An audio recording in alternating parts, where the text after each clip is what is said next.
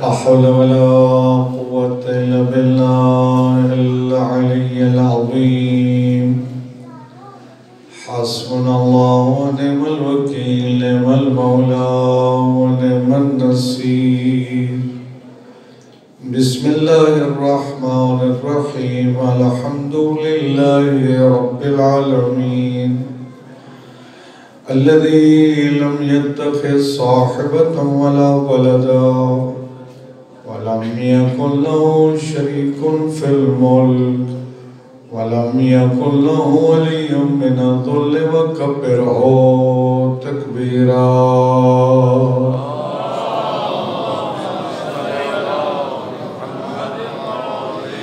والعاقبة لأهل التقوى واليقين، والصلاة والسلام على محمد وآله الطيبين الطاهرين المعصومين الذين أذهب الله عنهم الرجس وطهرهم تطهيرا.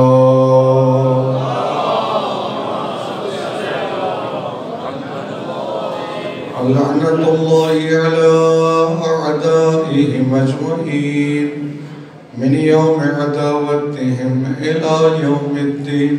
أما بعد، فقد قال رسول الله صلى الله عليه وآله وسلم: يا علي أنت وشيعتك هم الفائزون. صلاة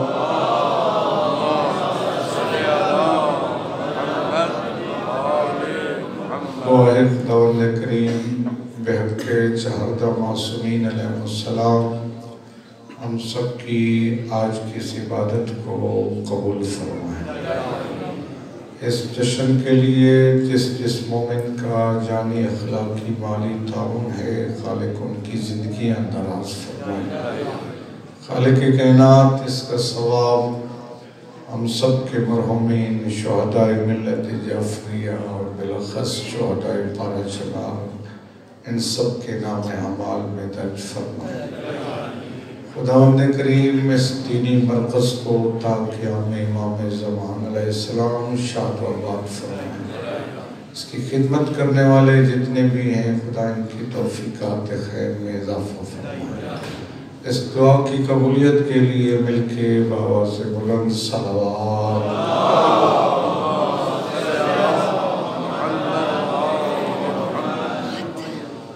حضرت امام رضا علیہ السلام صلوات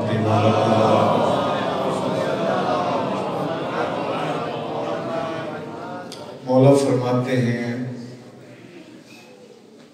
ہمارے دادا علی کی ولایت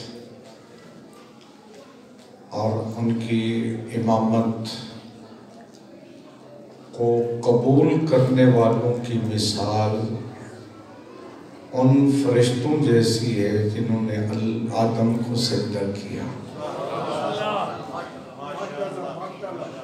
میں دوبارہ دہراتا ہوں، میرے خیال میں جو آج خوش نہیں ہے، اللہ کرے کبھی خوش نہ ہو. آج آپ اور میں خوش نہیں، آج زمین خوش ہے، آج آسمان خوش ہے، آج ملائکہ میں خوشیاں ہیں، آج حوریں خوش ہیں، آج نبی خوش ہے، آج میرا رب خوش ہے.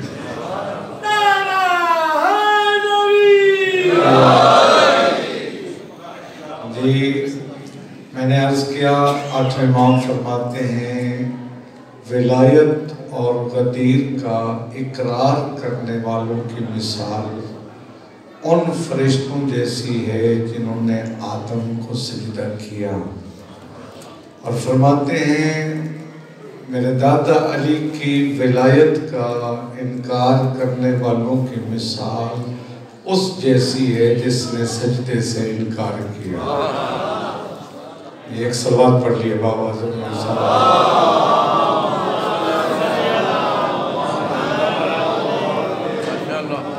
چونکہ مجھے موضوع بھی ملا ہے کہ مولا کائنات کی نگاہ میں شیعہ کی صفات کیا ہے. پہلے تو بہت زیادہ مطمئن ہوں، اللہ کرے رواج بن جائے کہ ہر خطیب کو کوئی نہ کوئی موضوع دیا جائے، اسی موضوع سے متعلق بات ہو اور اسی موضوع کو بیان کیا جائے۔ تو اہم موضوع ہے کہ مولا علی علیہ السلام کی نگاہ میں شیعہ کی کیا صفات ہیں۔ کچھ صفات ہم نے بنا رکھی ہیں، دیکھنے کے کہ علی کی نگاہ میں شیعہ ہوتا کون ہے۔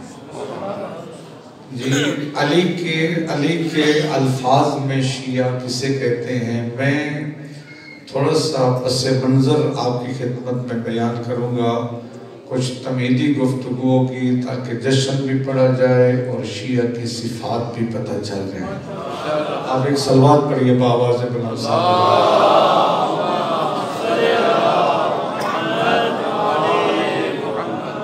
آپ سب جانتے ہیں کہ پاک پیغمبر خاتم الانبیاء حضرت محمد مصطفیٰ صلی اللہ علیہ وآلہ وسلم مکہ کی سرزمین پر دنیا پہ تشریف لائے اور 40 سال کے بعد آپ نے اپنی نبوت کا اعلان فرمایا۔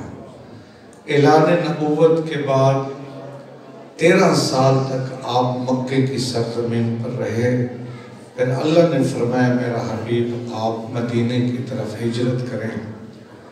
پاک پیغمبر نے ہجرت فرمائی اور 11 سال پاک پیغمبر مدینے میں تشریف فرما ہوئے اور 11 ہجری کو پاک پیغمبر دنیا سے رخصت ہو گئے۔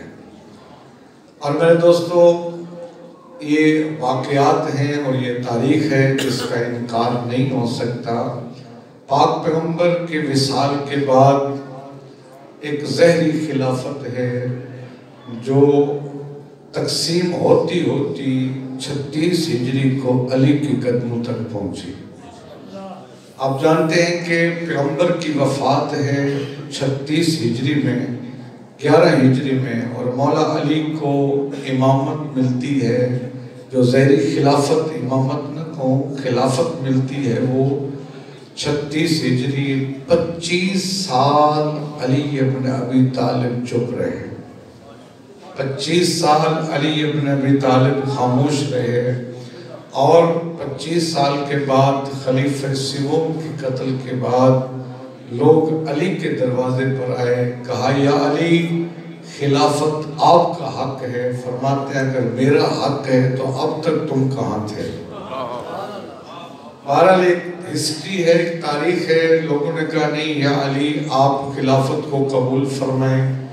مولا نے ظاہری خلافت کو قبول فرمایا۔ میرے جملوں کو سمجھیے، مولا نے ظاہری خلافت کو قبول کیا، وگرنہ ہمارا عقیدہ ہے اور ہم اپنا عقیدہ چھپا کے نہیں رکھتے، ہم اپنا عقیدہ بیان کرنے میں کوئی عار بھی محسوس نہیں کرتے، ہم اپنا عقیدہ بند کر کے بند کمروں میں بھی بیان نہیں کرتے، ہم تو ہر اذان میں سپیکر آن کر کے دنیا کو بتاتے ہیں اشہد ان امیر المؤمنین و امام المتقین علی ولی اللہ وصی رسول اللہ و خلیفتہ بلا فاصلہ۔ ہم اپنے عقیدے کا اظہار کرتے ہیں۔ بہرحال جو ظہری خلافت ملی وہ 36 ہجری میں، جب مولا نے خلافت کو قبول فرمایا تو فخر الدین رازی نے قلم اٹھایا اور علی ابن ابو طالب کے قبول ولایت کو اور قبول خلافت کو کاغذ کے سپرد کیا، اور اس نے ایک تاریخی جملہ کہا، کہتے دنیا والے آؤ، کہتے ہیں کہ جب مولا علی نے خلافت کو قبول فرمایا لکھنے پر مجبور ہو گیا، کہتے ہیں دنیا والے یہ علی کے لیے فخر نہیں ہے اسے خلافت مل گئی ہے، یہ خلافت کے لیے فخر ہے اسے علی جیسا امام ملا۔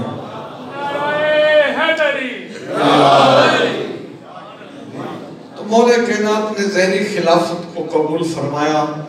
ظاہری خلافت قبول کرنے کے بعد مولا نے 2 کام کیے، بڑے اہم کام ہیں، اگرچہ ہمارے ممبر پر ان کا تذکرہ بہت کم ہوتا ہے۔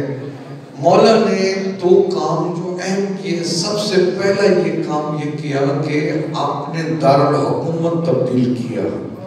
آپ جانتے کہ پہلے دارالحکومت کون سا تھا؟ مدینہ سے شفٹ کیا کوفہ، جس طرح کہ پاکستان کا پہلے دارالحکومت کراچی تھا، پھر کراچی سے اسلام آباد شفٹ ہوا۔ کوئی وجوہات تو تھی نا۔ میں ایک کتاب کا حوالہ دیتا ہوں اور عموماً میں اس کتاب سے پڑھا کرتا ہوں۔ ہر گھر کی زینت ہونی چاہیے یہ کتاب، ہر شخص کو یہ پڑھنی چاہیے کتاب۔ کتاب کا نام ہے سیرت امیر المؤمنین، لکھنے والے ہیں علامہ مفتی جعفر حسین مرحوم، خدا ان کے درجات بلند فرمائے۔ ان کی بلندی درجات کے لیے بلند صلوات پڑھ لیجیے۔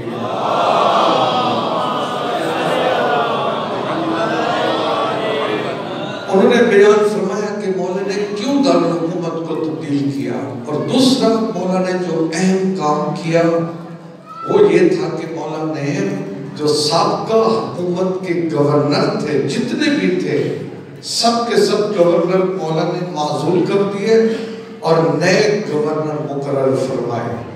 اور اس کی وجہ بھی علماء نے لکھی ہے کہ کیوں سابقہ حکومت کے گورنر، اس وجہ سے وہ کوئی اچھے کردار کے مالک نہیں تھے، ان کا کردار کوئی اتنا اچھا نہیں تھا۔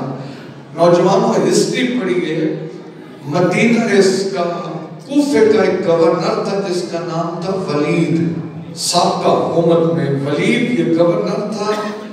آپ حیران ہوں گے مسلمانوں کا معیار کیا ہے اور ہمارا معیار کیا ہے۔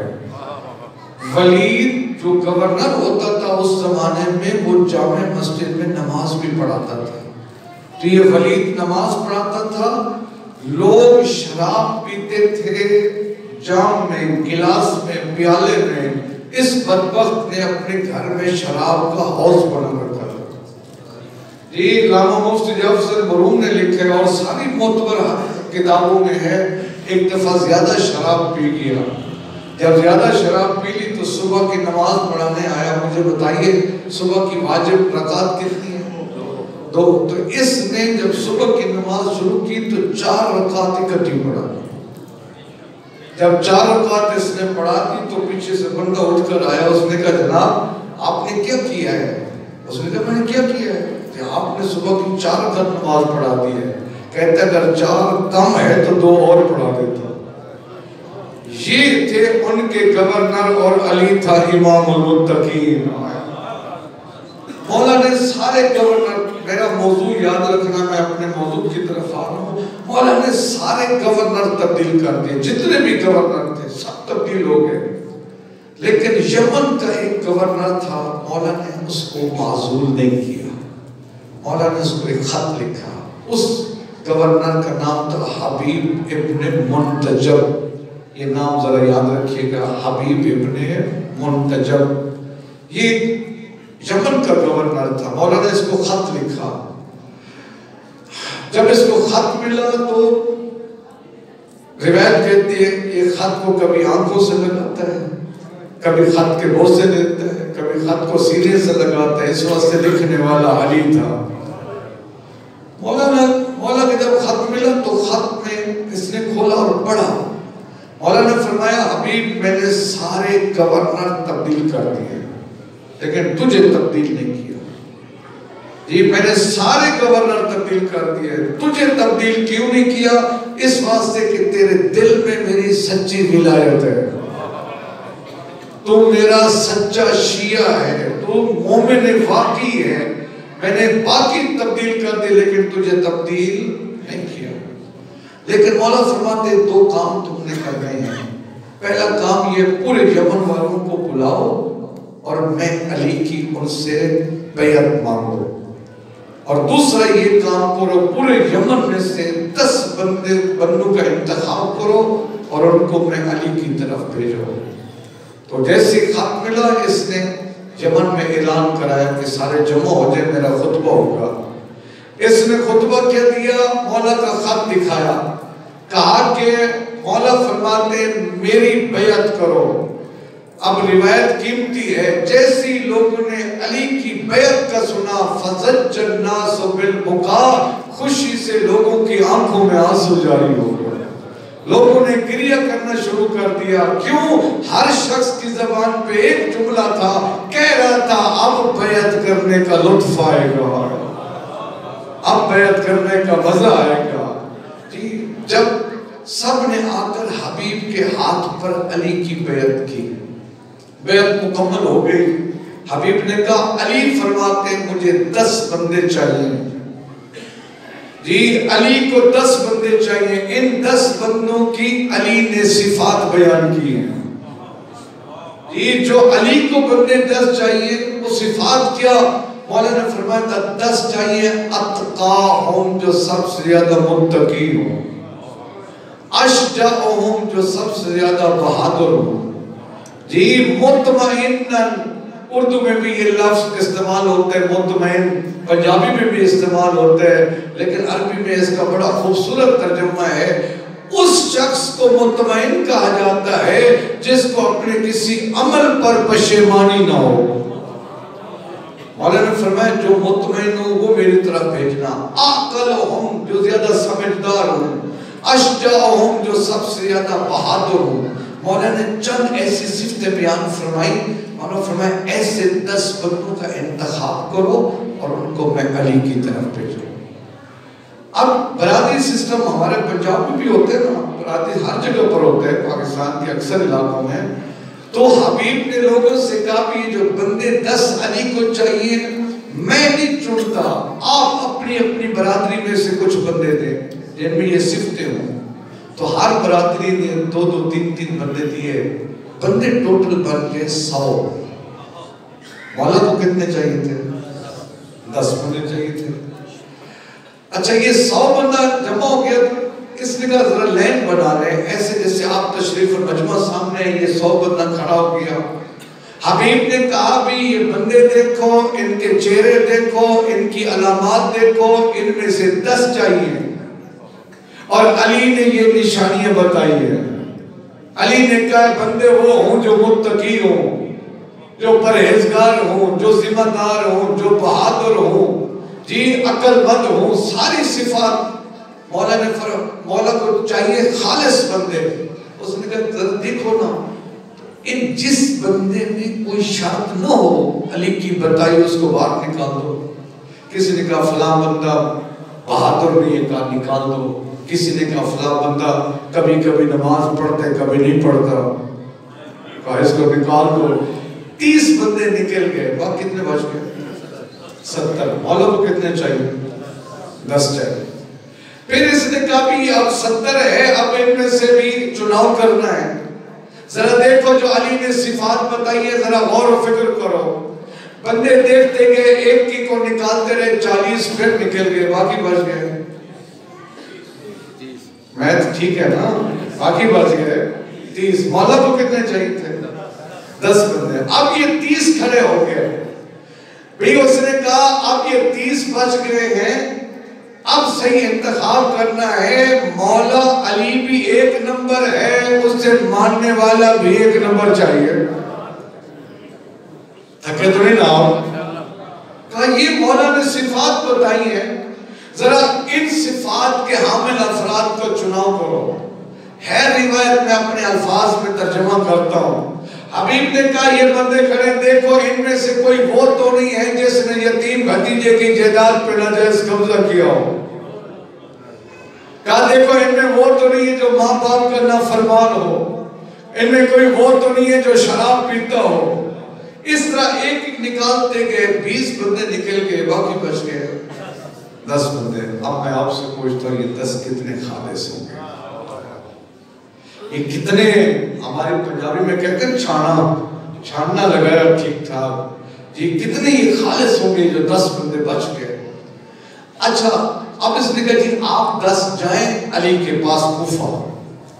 حکم یہ ہے کہ جب آپ کہیں سفر پر جائیں نا، اگر 2 بندے بھی ہیں تو ایک کو اپنا امیر بنا لیں، وہ جو فرمایا ہے ایک کو اپنا امیر بنا لیں، اور صدقہ دے کر چلیں. معصوم فرماتے ہیں جو ایک کو امیر بنائے اور صدقہ نکال کر چلیں تو مقصد پر لے جانا اور واپس گھر پہنچانا ہماری ذمہ داری ہوتی ہے.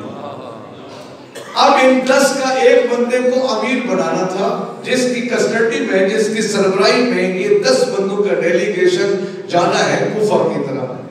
اس ایک کے انتخاب میں کوئی اختلاف نہیں ہوا.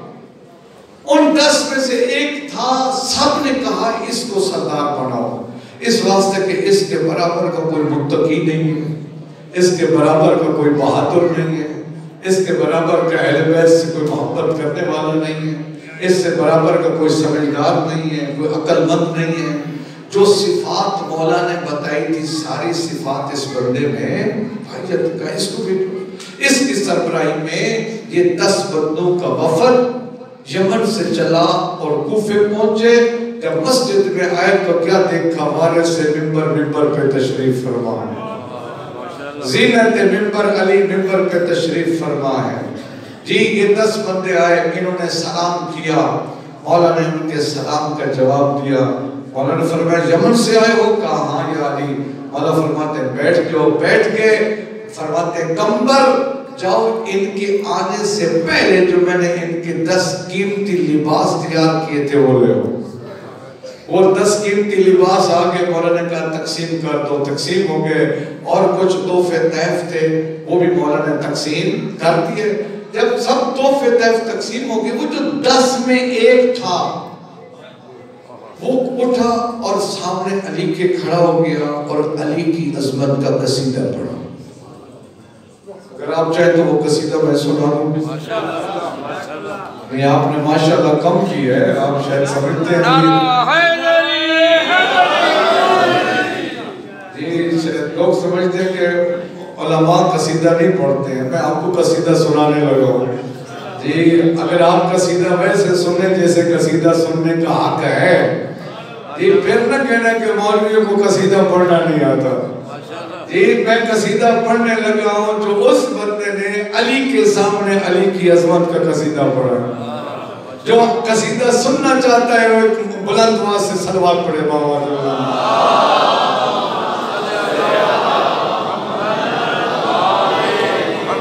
اس بندے نے علی کے سامنے کھڑے ہو کر علی کی عظمت کا قصیدہ پڑھا. سننا چاہتے ہیں قصیدہ؟ میں سناؤں قصیدہ ویسے پڑھوں گا جیسے اس نے پڑھا ہے.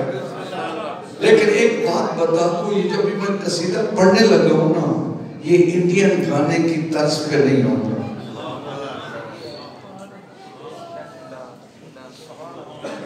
اس کی مجبوری ہے میری. میرے خیال میں آپ بھی میری مجبوری سمجھ سکتے ہیں. انڈین گانے کی طرز پہ قصیدہ پڑھنے کے لیے پہلے میرے خیال میں مشکل سوال نہیں ہے. اگر انڈین گانے کی طرز پر قصیدہ پڑھنا چاہو تو پہلے گانا اچھا ایک دفعہ سننے سے طرز یاد ہو جاتی. ذرا میرا ساتھ دیجیے, آج 13 رجب کی رات ہے. ایک دفعہ قصیدہ وہ گانا سننے سے طرز یاد ہوگی. اس کا مطلب ہے بار بار گانا سننا. بولیے ذرا, بار بار گانا سننا پڑے گا. بار بار گانا سننے کا مطلب ہے بار بار علی کا دل دکھانا پڑے گا. جس کا دل دکھائے جاتے ہیں اس کے قصیدے تو نہیں پڑھے جاتے نا. لہذا میں جو قصیدہ سنانے لگا وہ کسی گانے کی طرز پر نہیں ہوگا. جیسے اس نے پڑھا میں ویسے سناتا ہوں. جی آپ ذرا توجہ فرمائیں, میں قصیدہ پڑھوں. الفاظ بڑے قیمتی ہیں. ذرا قصیدہ عربی کا قصیدہ سنیے, جہاں ترجمے کی ضرورت ہوگی ترجمہ کروں گا. یمن کے پورے یمن میں سے 100 بندوں کا انتخاب, 100 میں سے 70, 70 میں سے 30, 30 میں سے 10, 10 میں سے 1. اور وہ مسجد کوفہ میں علی کے سامنے کھڑے ہو کر علی کی عظمت کا قصیدہ پڑھتا ہے. وہ قصیدہ آپ سنیے, پھر دل میں تمنا ہوگی کاش ہم بھی کوفہ میں ہوتے, ہم بھی منبر پہ بیٹھے ہوئے علی کی زیارت کرتے. خواہش ہے یا نہیں ہے؟ جی اچھا اس نے قصیدہ پڑھنا شروع کیا. اب قصیدہ سنیے. کہتے ہیں السلام علیکہ ایھا الامام العادل, البتل الزرغام واللیس الحمام والفارس الکمکام. کہتے سلام ہے اے امام عادل، سلام ہو اس پر جس جیسا کائنات میں بہادر کوئی نہیں، سلام ہو اس پر جس جیسا کائنات میں شاہ سوار کوئی نہیں. قصیدہ پسند آ رہا ہے نا؟ ان دو جملوں کا ضرور ترجمہ کروں گا. کہتے ہیں سلام ہو اس پر جس جیسا کائنات میں شاہ سوار کوئی نہیں، سلام ہو اس پر جس جیسا کائنات میں بہادر کوئی نہیں. کائنات میں علی جیسا بہادر بھی کوئی نہیں، کائنات میں علی جیسا شاہ سوار بھی کوئی نہیں. لیکن ذرا یہاں پہ روکتا ہوں، علی کی دو چیزیں ایسی تھیں جن میں کچھ کمزوری تھی. پریشان ہو گیا، علی اور کمزوری کا جوڑ نہیں. یہ ذرا سمجھیے گا میری بات کو. میں نے کہا دو چیزیں علی کی کمزور تھی، علی اور کمزوری کا جوڑ نہیں. میری بات کو سمجھنا. کیا مطلب؟ علی نے جو گھوڑا رکھا ہوا تھا نا، آئے ہائے اللہ کرے بات سمجھا پاؤں. علی نے جو گھوڑا رکھا ہوا تھا، عرب کے بہادر جتنے بڑے بہادر ہوتے اتنا طاقتور گھوڑا ہوتا تھا، اتنا تگڑا گھوڑا ہوتا تھا. لیکن علی نے جو گھوڑا رکھا ہوا تھا وہ اتنا تگڑا اور طاقتور نہیں تھا، کمزور تھا. کسی نے کہا یا علی اتنا بڑا بہادر ہے، گھوڑا کمزور رکھا ہوا ہے، طاقتور گھوڑا کیوں نہیں ہے؟ فرماتے طاقتور گھوڑے کی اس سے ضرورت ہوتی ہے جس نے جنگ سے بھاگنا ہو.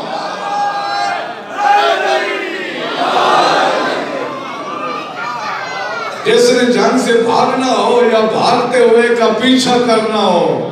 سمتنی امی حیدرہ، میری ماں نے نام حیدر رکھنا ہے. نہ بھاگنا ہے نہ بھاگنے والے کا پیچھا کرنا ہے. یہ علی کا گھوڑا کمزور تھا. اور دوسرا لطف آئے گا، علی جو زرہ پہنتے تھے نا، زرہ وہ لوہے کی زنجیروں کا قمیض جو پہنتے تھے تاکہ تلوار کا ضرب نہ لگے، بچنے کے لیے. کوئی جتنا بڑا بہادر ہوتا اس کی زرہ بھی موٹی زنجیروں کی، قیمتی، طاقتور. لیکن جو علی زرہ پہنتے تھے وہ بڑی سادہ سی. اور دنیا کیسے نہ علی کو پہچانے. ہر کسی کا مقدر اپنا، جس کے دل میں علی کی محبت اور ولایت ہو ماں کا شکریہ ادا کرو. کیسے دنیا علی کو نہیں پہچان پائی؟ علی کی سب، میں جملہ کہنے لگا ہوں، پورے عرب کے جتنے بہادر تھے ان کی زرہ اور تھی، علی کی زرہ اور تھی. بڑا فرق تھا. باقی بہادر جو زرہ پہنتے وہ سینے پر بھی ہوتی، پشت پر بھی ہوتی تھی. لیکن علماء نے لکھا ہے جو علی زرہ پہنتے سینے پر ہوتی، پشت خالی ہوتی. اس وجہ سے پشت پر زرہ وہ پہنتے جس نے پشت دکھانی ہو. علی نے پشت دکھانی نہیں تھی. تو کہتے ہیں البتل الزرغام واللیس الحمام والفارس الکمکام، جس جیسا بہادر کوئی نہیں. یہ قصیدہ پڑھتا ہے، کہتے ہیں وَمِنْ فَضْلِ اللَّهِ عَلَى الْأَنَامِ، اللہ کا سب سے بڑا انعام یہ ہے تیری ولایت اور امامت ہمارے دلوں میں. قصیدہ پڑھ رہے ہیں نا؟ اچھا قصیدہ پڑھتے پڑھتے دو مصرے اس قصیدے کے پڑھوں گا، باقی چھوڑ دوں گا. کہتے اشہدو انکا امیر المومنین. شاید یہ جملہ ابھی سادہ ہے، اشہدو انکا امیر المومنین، میں گواہی دیتا ہوں آپ امیر اس کے آخر میں اس نے دو لفظ اضافہ کیے، تین حرفوں کے. وہ ذرا لفظ ملا کے لطف آ جائے گا. قصیدہ پڑھنے والا کہتے اشہد انکا امیر المومنین. اب دو لفظ اضافہ کیے، اشہد انکا امیر المومنین حقا و صدقا. کہتے یا علی قیامت تک بڑے بڑے لوگوں نے امیر المومنین ہونے کا دعویٰ کرنا ہے. آج میں گواہی دے کے جا رہا ہوں بھری کائنات میں حق اور سچ کا امیر المومنین صرف تو ہے.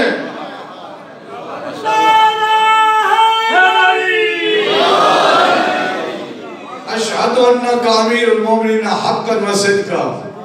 یہ ہماری عادت ہوتی ہے، ہم پہلے اظہار محبت کرتے ہیں آل محمد سے، پھر ان کے دشمنوں سے اظہار نفرت، جس کو ہم اپنی زبان میں کہتے ہیں تولا کرتے ہیں، اور بعد میں تبرہ. تو اس نے تولا کے جملے کہے اشہد انک امیر المومنین حقا و صدقا، پھر اس نے تبرہ کے جملے بھی کہے.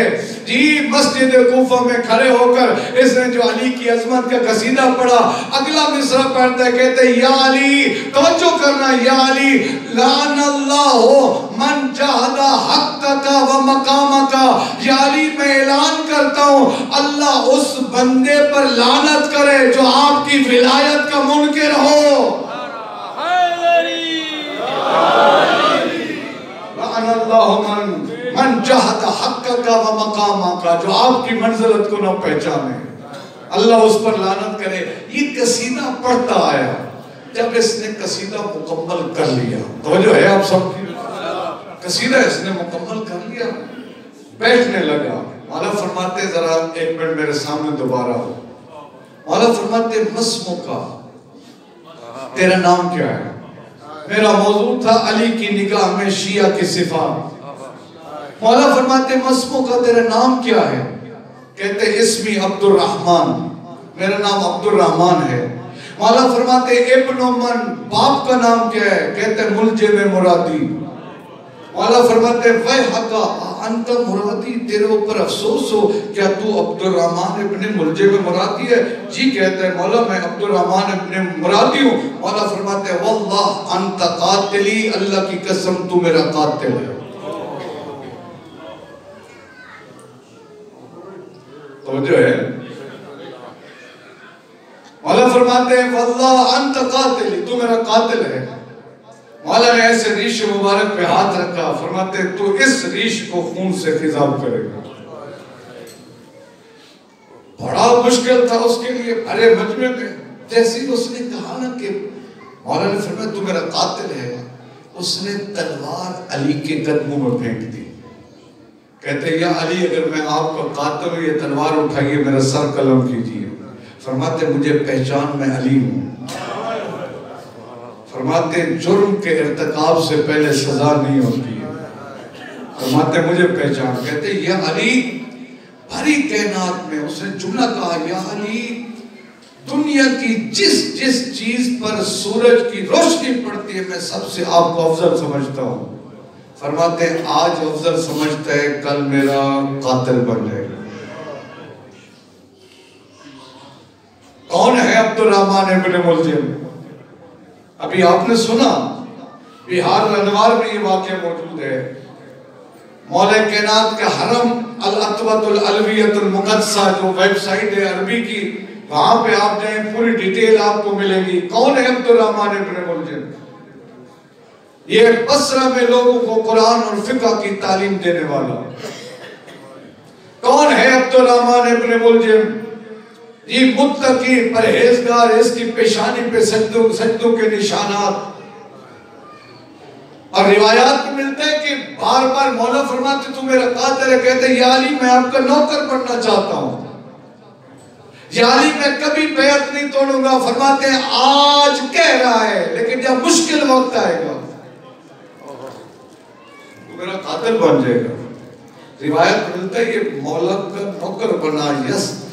یس تابع کو جب مولا کو کوئی جب مولا کو کوئی کام پڑتا سب سے پہلے یہ بھاگ کر آتا تھا. آپ نے سنا کوفہ یمن کے 100 بندوں کا انتخاب، 100 میں سے 70، پھر 30 میں سے 10 اور 10 میں سے 1. کون تھا عبد الرحمن ابن ملجم؟ شیعہ علی. راست نہیں ہو گیا. ابھی میں نے آپ کو بتایا اس نے مولا کے سامنے مولا کی عظمت کا قصیدہ پڑھا ہے. وہ قصیدہ پڑھ رہے، مولا فرماتے انت قاتلی، تو میرا قاتل ہے. کیا وجہ تھی؟ کیوں؟ اب اگر آپ اجازت دیں تو میں بیان کروں کیسے بندہ ذاکر سے قاتل بنتا ہے. جو بھی مولا کی عظمت کے قصیدے پڑھے، چاہے وہ امامہ رکھے ہوئے ہوں، جناح کیپ ہو، سوزی ہوں، جو بھی ان کے قصیدے پڑھے وہ ذاکر ہوتے ہیں. یہ مولا کے قصیدے پڑھ رہا تھا ہی نہیں پڑھ رہا تھا. جوانوں آج شب ولادت امیر کائنات سوچنے کی ضرورت ہے. ایسا بڑا بندہ کیسے بدل گیا؟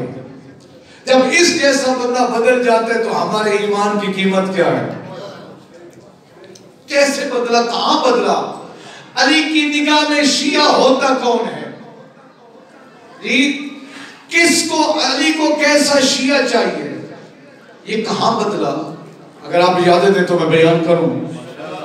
یہ جنگ صفین میں، جنگ صفین تک یہ مولا کے ساتھ تھا، اور جنگ صفین میں اس نے کہا تھا یا علی میرا دل چاہتا ہے میں تلوار چلاؤں اور آپ مجھے دشمن کے ساتھ جنگ کرتے ہوئے دیکھیں، اور اس نے جنگ کی ہے، مولا کی طرف سے جنگ کی ہے۔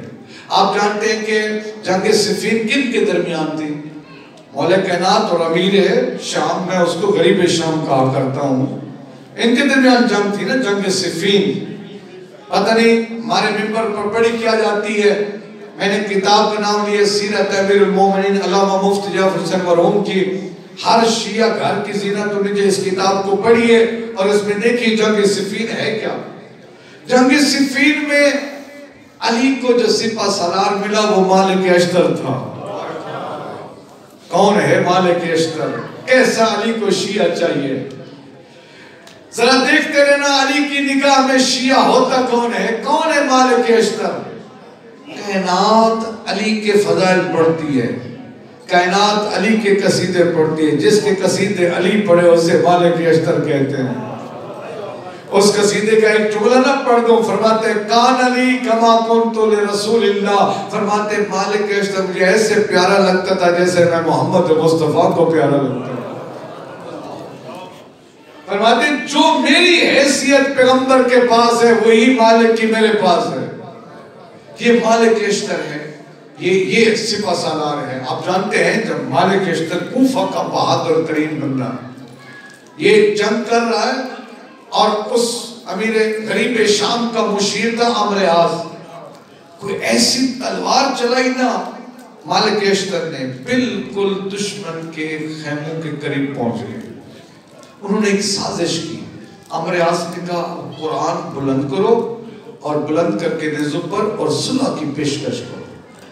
اب ذرا سنیے علی کا شیعہ کون ہوتا ہے، آپ پر میں اپنے ایمان کا اندازہ لگائیں۔ جیسے قرآن کو بلند کیا، علی مولا کے فوجیوں نے تلواریں نیاب میں ڈال دی، واپس آ گئے۔ مولا نے پوچھا کہ بھی کیوں واپس آ گئے ہو؟ توجہ کرنا بھی، میں جو کچھ پڑھ رہا ہوں ایک ایک لفظ کا ذمہ دار ہوں، اور میں آپ کو اجازت دیتا ہوں میری گفتگو سے متعلق کچھ سوال دوران مجلس بھی آپ کر سکتے ہیں، مجلس کے بعد بھی کر سکتے ہیں۔ آپ کے سوال کرنے سے مجلس خراب نہیں ہوتی، مجلس کی عظمت میں اضافہ ہوتا ہے۔ کاش آپ میں سوال کرنے کی عادت ہوتی تو غیر ذمہ دار لوگ ممبر پہ نہ آتے۔ کاش جو کچھ میں پڑھوں باہر جا کے مجھ سے تہذیب کے انداز میں پوچھ لیے کہ جو آپ نے پڑھا ہے کہاں سے پڑھا ہے۔ آپ پوچھتے نہیں، آپ کو بھی پتہ ہے، ہمیں بھی پتہ ہے جناب، کسی نے پوچھنا ہی نہیں ہے، نہ کسی نے حوالہ مانگنا ہے۔ تو یہ انہوں نے کہا قرآن، مولا نے کہا کہ بھی کیوں جنگ سے واپس آ گئے؟ کہا یا علی انہوں نے قرآن اٹھائے ہوئے ہیں۔ مولا فرماتے ہیں جاؤ جنگ کرو۔ وہ کہتے ہیں یا علی قرآن ہے، فرماتے ہیں جاؤ جنگ کرو۔ یا علی سامنے قرآن ہے، فرماتے ہیں جاؤ جنگ کرو۔ یا علی قرآن، فرماتے بدبخت ہو تم نے پہچانا نہیں، وہ قرآن صامت ہے، میں علی قرآن ناطق ہوں۔ وہ قرآن صامت ہے، میں علی قرآن ناطق ہوں۔ نہیں مانی علی کی بات انہوں نے۔ پر یہ جنگ صفین، علی کے خیمے پر علی کے ماننے والوں نے حملہ کیا، جنگ روکی ہے۔ میں دعوت دیتا ہوں خطبہ نمبر 28 نہج البلاغہ کا جا کر پڑھیے، کیسے کیسے علی کے شیعہ بنے، کیسے کیسے نام لیوا علی کے مومن موالی اور شیعہ بنے۔ میں اس کا ترجمہ کروں گا ضرور، خطبہ نمبر 28، موقع ملے گھر جا کے پڑھنا۔ مولا نے فرمایا وہ قرآن صامت ہے، میں علی قرآن ہے، انہوں نے نہیں مانا، علی کے خلاف انہوں نے تلوار نکالی، علی جنگ بند کیجیے۔ مولا مجبور ہو گئے، توجہ میری طرف رہے، مولا مجبور ہو گئے۔ مولا نے قاصد بھیجا جاؤ مالک اشتر سے کہو جنگ روک دے۔ کیسا علی کو شیعہ چاہیے، کیسا، توجہ میری طرف رہے، کیسا علی کو شیعہ چاہیے۔ فرماتے جاؤ مالک سے کہو جنگ روک دیں. اللہ اکبر. مالک نے تلوار بلند کی ہوئی تھی، بالکل ان کے خیموں کے قریب پہنچ گئے تھے. 1 منٹ لگتا ان کے سر قلم ہو جاتے، جی واصل جہنم ہو جاتے، جنگ ختم ہو جاتی. جیسی مالک اشتر نے تلوار بلند کی، پیچھے سے پیغام آیا مالک اشتر علی فرماتے جنگ روک دے. جیسے پیغام ملا مالک نے فوراً تلوار نیام میں ڈال دی. کسی سپاہی نے پوچھ لیا مالک اشتر تو بھی سپاہ سالار ہے، تیرا بھی مقام ہے، یہ دشمن بیٹھا ہے، سر قلم کرو کامیاب ہو کے جاؤ. وہ کہتا ہے بدبختو تم نے مجھے بھی نہیں پہچانا، میرے نزدیک کامیابی کا معیار دشمن کا سر نہیں میرے مولا کی اطاعت ہے. کہا میرے نزدیک یہ معیار نہیں دشمن کا سر لے جاؤں، میرے نزدیک معیار ہے مولا کی اطاعت. جنگ روک دی، جنگ روک دی. اس کے بعد حکمین ہوا. حکمین جانتے ایک فیصلہ کرنے والا ان کی طرف سے اور ایک فیصلہ کرنے والا مولا امیر کی طرف سے. بہت بڑا دھوکہ ہوا. دھوکے کے بعد جنگ بندی کا اعلان ہوا. اب ذرا توجہ کرنا علی کو کیسا شیعہ چاہیے، توجہ کرنا. وہ عبد الرحمن ابن ملجم مرادی جو اتنے بڑے قصیدہ پڑھنے والا تھا، وہ ذاکر سے قاتل کیسا پڑھا. یہی جا کے صفین میں جب جنگ بندی کا اعلان ہو گیا نبی اب جنگ نہیں کرنی. اب کچھ جذباتی علی کے جانے والے علی کی فوج میں انہوں نے کہا یا علی نہیں، انہوں نے دھوکہ کیا، ہم جنگ کریں گے. فرماتے ہیں ہم جنگ کی ضرورت نہیں ہے.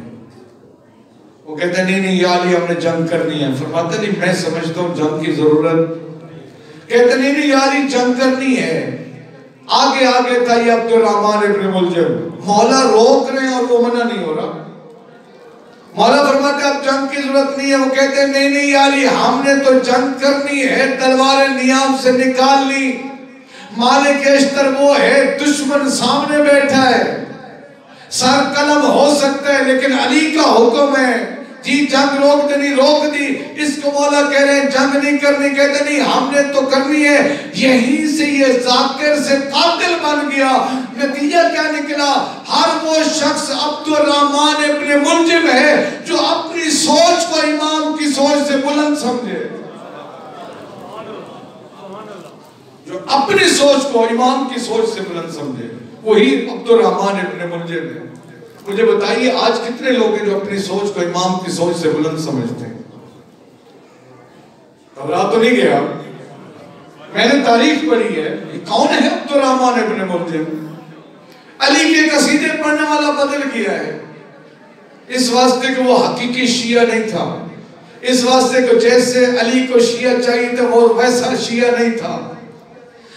پڑھیے خطبہ نمبر 28. کیا علی کا یہ خطاب آج کے شیعوں کو نہیں ہے؟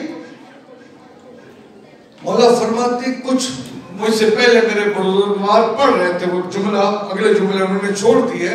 مولا نے فرماتے میں کہتا ہوں گرمیوں میں جنگ کرو تو تم گرمی کا بہانہ بناتے ہو، سردیوں میں کہتا ہوں تو سردی کا بہانہ بناتے ہو. مولا فرماتے میرا مد مخالف اس کے ماننے والے اس کے اتنے وفادار ہیں، وہ بدھ کو جمعہ پڑھائے تب بھی پڑھ لیتے ہیں.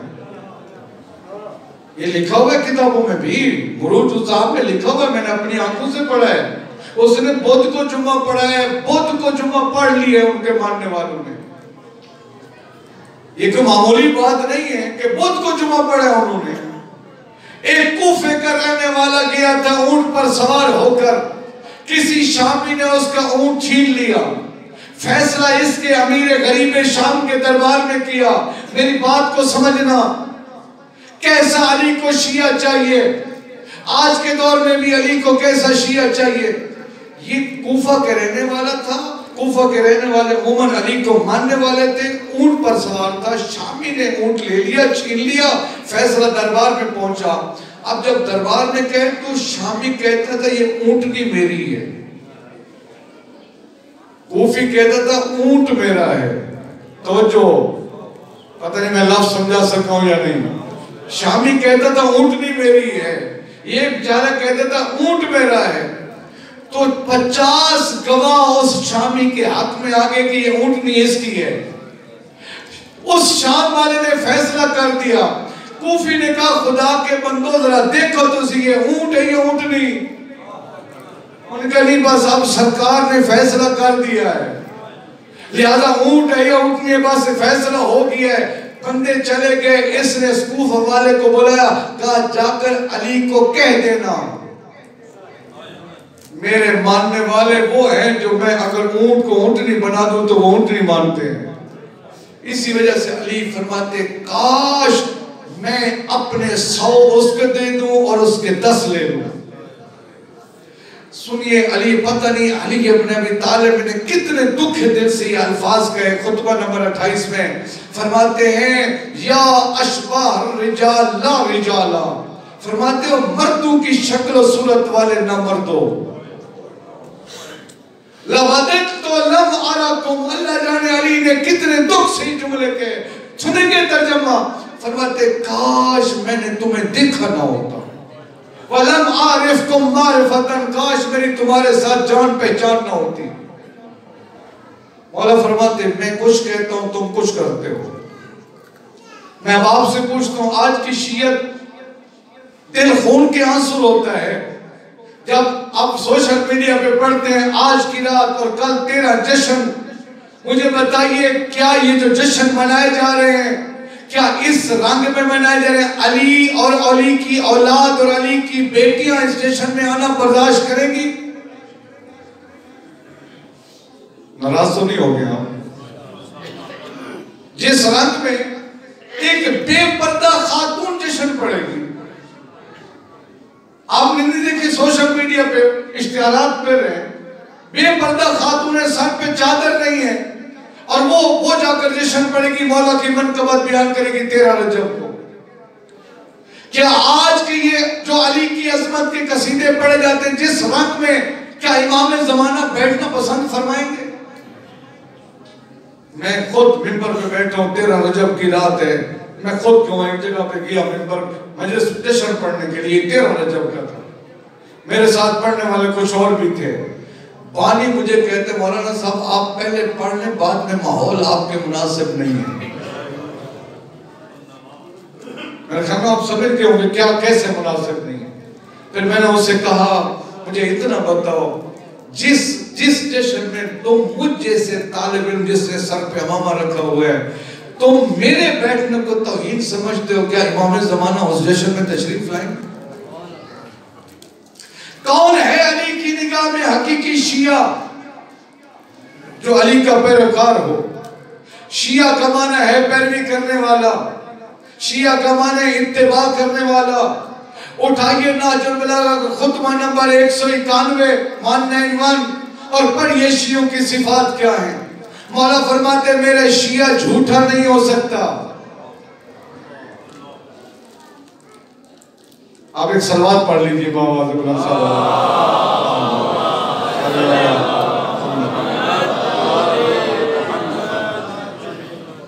ایک نوف نامی شخص ہے مولا کا ماننے والا ہے اور بڑا شاگرد ہے مولا کا. کسی مکان کی چھت پر علی بھی سوئے ہوئے ہیں اور یہ بھی سوئے ہوئے ہیں اور یہ آنکھیں کھول کے بار بار علی کے چہرے کی زیارت کر رہا ہے. علی بھی سمجھ گیا بھی سو نہیں رہا مجھے دیکھ رہا ہے. مولا فرماتے یا نوف آرام کن انتا ام نبحان. سو رہا ہے یہ جاگ رہا ہے. کہتے یا علی جاگ رہا ہوں. مولا فرماتے ہیں جاگ رہے آج تجھے بتاؤں نا من شیعتی میرا شیعہ ہوتا کون ہے؟ کہتے یا علی صلی بتائیے شیعہ کون ہوتا ہے؟ فرماتے میرا شیعہ وہ ہوتا ہے عذب الشفا ذکر خدا کر کر کے ان کے ہونٹ خشک ہو جاتے ہیں. خمس البطون جی کم غذا کھا کے اور حلال غذا کھا کے ان کے پیٹ کمزور ہو جاتے ہیں. مولا فرماتے میرا شیعہ وہ ہوتا ہے جو سچ بولتا ہے.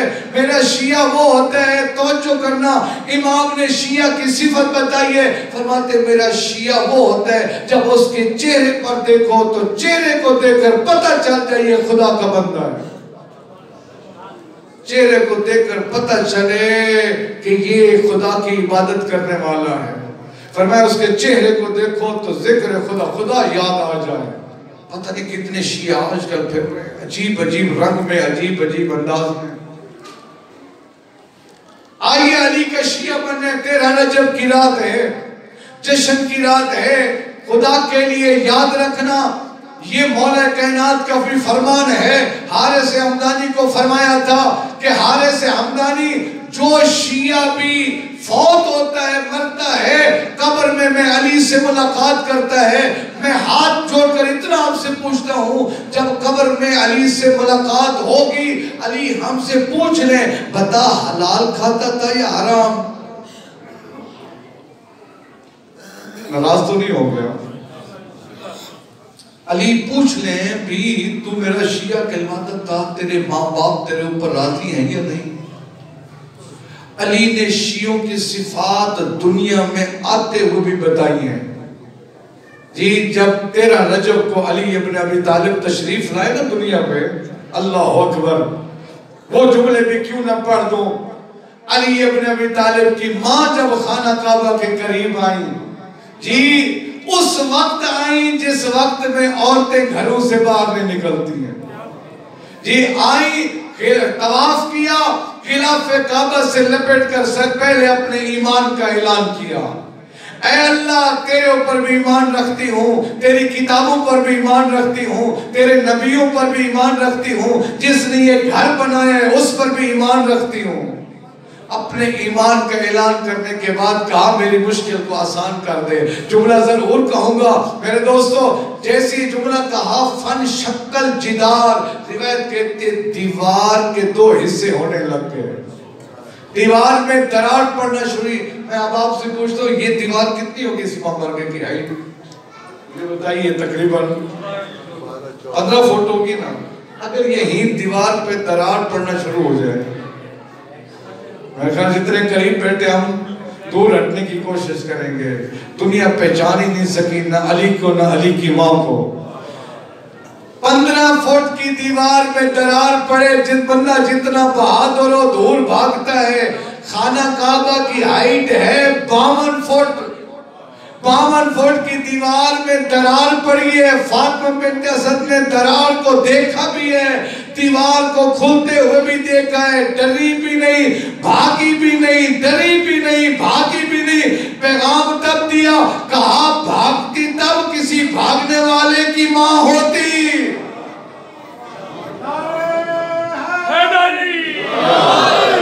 نہیں بھاگی، پھر 3 دن تک رہنا، وہ سارے واقعات آپ سنے ہیں۔ علی کی نگاہ میں علی کا شیعہ، علی جب آئے نا 3 دن فاطمہ بنت اسد باہر تشریف لائیں، پاک پیغمبر نے اپنے ہاتھ بڑھائے، یوں کہوں جب امامت رسالت کے ہاتھوں پر آئے، جب رسالت نے امامت کو اپنے ہاتھوں پر اٹھایا، اس وقت علی نے آنکھیں کھولی، کہا یا علی تو نے نگاہ کے لیے مجھے خاص کر دیا، میں تجھے علم کے لیے خاص کرتا ہوں۔ وہ سنتے رہتے، پیغمبر نے فرمایا علی پڑھو، کہا یا علی کیا پڑھو؟ جی توریت پڑھو، انجیل پڑھو، زبور پڑھو، قرآن پڑھو۔ ابھی قرآن نازل نہیں ہوا، ابھی قرآن نازل ہی نہیں ہوا۔ جی یا علی قرآن سنو۔ علی نے جو قرآن پڑھا وہ کتنا قیمتی ہوگا۔ علی نے جو پہلے دنیا میں آتے ہوئے قرآن پڑھا، اس قرآن پڑھنے میں شیعہ کی صفات کو بیان فرمایا۔ میں کہ کتنی چیزیں بیان کروں، کون سا قرآن پڑھا تھا؟ سورہ مومنون کی پہلی چند آیات علی ابن ابی طالب پڑھ رہے، بسم اللہ الرحمن الرحیم، قد افلح المومنون الذین هم فی صلاتهم خاشعون۔ فرمایا مومن کامیاب ہے۔ مومن کی صفت بتائی، کون سا مومن کامیاب ہے؟ الذین هم فی صلاتهم خاشعون، جو نماز پڑھتے ہیں وہ نماز بھی خضوع اور خشوع والی، جو لغویات سے اپنے آپ کو بچاتے ہیں، جو اپنی شرمگاہوں کی حفاظت کرتے ہیں۔ یہ ساری گھر جا کے پڑھئے گا کہ مومن کی صفات کیا ہوتی ہے علی کی نگاہ میں۔ میرے دوستو معاف کرنا، ذرا ہم میں سے، مجھ سمیت ہر بندہ، ہر کوئی اپنا موازنہ کرے، کیا میرے اندر علی کی شیعہ کی صفات ہیں یا نہیں؟ مجھے ذرا اتنا بتائیے، جو بیٹی کا حق کھا جاتا ہو، جو شخص اپنی بہن کا جائیداد کا حصہ نہ دیتا ہو، جی جو بندہ یتیم بھتیجے کی جائیداد پہ ناجائز قبضہ کر لیتا ہو، جو بندہ رشوت کا پیسہ لیتا ہو، جو شراب بھنگ اور چرس استعمال کرتا ہو، جو نماز کے قریب نہ جانتا ہو، جس کی ماں اس سے راضی نہ ہو، وہ کیسے علی کا شیعہ ہو سکتا ہے؟ وہ کیسے علی کا شیعہ ہو سکتے ہیں جس کی ماں اس سے راضی نہ ہو، جس کے باپ اس کے راضی؟ اور آج آخری بات کروں، آپ کا قیمتی وقت ہے، اپنی گفتگو کو اختتام تک پہنچاؤں۔ اللہ آپ کو سلامت رکھے، اللہ اس مرکز کو شاد و آباد فرمائے۔ جی میرے دوستو یاد رکھنا، علی نے فرمایا شیعہ وہ ہوتا ہے جو دوسرے کے حقوق ادا کرتا ہے۔ سب سے بڑا حق ہوتا ہے، کاش ہمارا معاشرہ ایسا بن جائے، سب سے زیادہ قریبیوں کو حق دو۔ قریبی میں ہوتی ہے بہنیں، میں اپنے معاشرے کی بات کر رہا ہوں، کاش کوئی ایسا مجھے گھر مل جائے، باپ فوت ہو جائے، باپ کے فوت ہونے کے بعد یہ رسمیں جتنی بھی ہیں، کل خانیاں، جمعراتیں، 40ویں، یہ کرنے کے بعد علی کا شیعہ کون ہوتے؟ کاش کوئی ایسا ہو، جی باپ فوت ہو گیا، بھائی بھی ہیں، بہنیں بھی ہیں، سب کو اکٹھا کر کے جی باپ کی جائیداد کی تفصیل بنائیں، ہمارے باپ کی دولت کتنی تھی، بینک بیلنس کیا ہے، زمینیں کتنی ہیں، پلاٹ کتنے ہیں، ساری تفصیلات بنا کر علاقے کے عالم دین کے پاس لسٹ لے کر جائیں اور کہیں علامہ صاحب ذرا بتائیے قرآن اور آل محمد کے فرمان کے مطابق اس جائیداد میں بھائیوں کا کتنا حصہ ہے اور بہنوں کا کتنا حصہ ہے؟ کتنے لوگ ہیں جو بہنوں کو پورا حصہ دیتے ہیں؟ ناراض نہ ہوئیے گا، جو میں شرعی مسئلہ بیان کرنے لگا ہوں، باپ فوت ہو جائے نا، باپ فوت ہو گیا، گھر میں ماچس پڑی ہو نا، ماچس اس پر بھی بہن کا حصہ ہے، نمک بچ گیا اس نمک پہ بھی اس بہن کا حصہ ہے، جھاڑو پڑا ہوا اس پہ بھی حصہ ہے، کیا اس کی جائیداد باپ کی جائیداد میں حصہ نہیں ہے؟ لوگ توجہ ہی نہیں کرتے۔ بہنوں کا حصہ کھا جانے والے کو علی کی ولایت کا نعرہ لگانے کا حق حاصل نہیں۔ میں کہتا ہوں جس نے کربلا میں علی اکبر کے سینے پہ برچھی ماری وہ بھی ظالم ہے، اور آج جو اپنی بہن کا حق کھا جائے وہ بھی ظالم ہے۔ جو یتیم بھتیجے کی جائیداد پہ ناجائز قبضہ کر لے، دنیا چند دنوں کی ہے، اس دنیا کو علی ابن ابی طالب فرماتے ہیں، اس دنیا کے ہو کر رہ گئے ہو جس دنیا نے تمہیں ہمیشہ دھوکہ دیا ہے۔ آؤ میرے دوستو، شب ولادت امیر کائنات، جی آج علی سے وعدہ کریں، زندگی ویسے گزاریں جیسے علی چاہتے ہیں، جی ایک دوسرے کے حقوق ادا کریں، ایک دوسرے کے حقوق ضائع کیے واپس کریں۔ کسی نے کہا تھا مولا کے سامنے استغفر اللہ، مولا نے جیسے یہ جملہ سنا، مولا فرماتے ہیں سکلت کا امو کا، تیری ماں تیرے جنازے پہ روئے۔ تمہیں پتہ ہی جملہ کہہ رہے ہو استغفر اللہ، یہ علیون کا مقام ہے۔ فرماتے ہیں استغفر اللہ وہ کہے تو اس کی گردن پر کسی کا حق ہے، پہلے وہ حق واپس کرے، بعد میں جملہ کہے استغفر اللہ۔ مولا فرماتے ہیں دوسرے کے حقوق ادا کرو۔ میرے دوستو یاد رکھنا، نماز پڑھنے کا نام دین نہیں، روزہ رکھنے کا نام دین نہیں، حج کرنے کا نام دین نہیں۔ دین پتہ چلے گا میں امداد صابری کتنا دیندار ہوں، پتہ چلے گا میرا بیوی بچوں کے ساتھ سلوک کیسا ہے، میرا ماں باپ کے ساتھ سلوک کیسا ہے، میرا رشتہ داروں کے ساتھ سلوک کیسا ہے، میں اپنے واجبات ادا کرتا ہوں یا نہیں کرتا ہوں۔ اس سے پتہ چلے گا میں کتنا بڑا نیک ہوں۔ خداوند کریم ہم سب کے اس جشن کو اپنی بارگاہ میں قبول فرمائے۔ اللہم صلی علی محمد و آل محمد۔